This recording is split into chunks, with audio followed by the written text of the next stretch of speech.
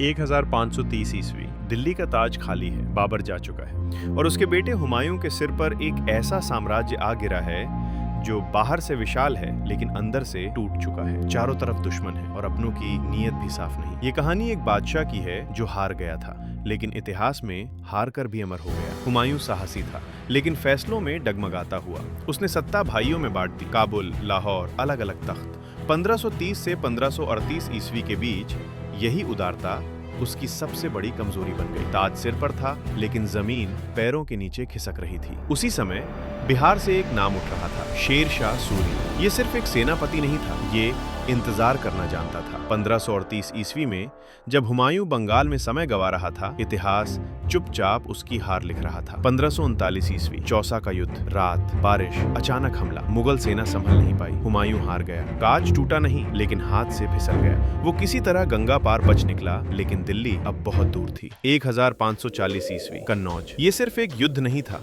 ये एक साम्राज्य का अंत था। दिल्ली चली गई, आगरा चला गया और हुमायूं एक बादशाह से निर्वासित बन गया। 1540 से 1545 ईस्वी, रेगिस्तान, भूख, अपमान, भटकन और इसी अंधेरे में 1542 ईस्वी, अमरकोट। एक बच्चे का जन्म हुआ, नाम अकबर। शायद इतिहास ने यही तय कर लिया था कि ये कहानी अभी खत्म नहीं होगी। 1545 ईस्वी, फारस से मदद मिली, कंधार, काबुल एक एक करके वापस। हुमायूं वही इंसान था लेकिन अब जल्दबाज नहीं। हार ने उसे सिखा दिया था कि सत्ता तलवार से नहीं सब्र से लौटती है। 1555 ईस्वी, हुमायूं दिल्ली लौटा। शोर नहीं, जश्न नहीं, बस एक शांत वापसी। मुगल ताज फिर उसी सिर पर था जिसने कभी उसे खोया था। 1556 ईस्वी, एक पुस्तकालय, एक आयत, एक फिसलन और हुमायूं चला गया। न युद्ध में, न साजिश में, बल्कि एक साधारण हादसे में। हुमायूं का शासन छोटा था लेकिन उसकी विरासत बहुत बड़ी। उसने एक रास्ता छोड़ा जिस पर चलकर अकबर ने भारत का सबसे शक्तिशाली साम्राज्य खड़ा किया। इतिहास सिर्फ जीतने वालों को याद नहीं रखता, कभी कभी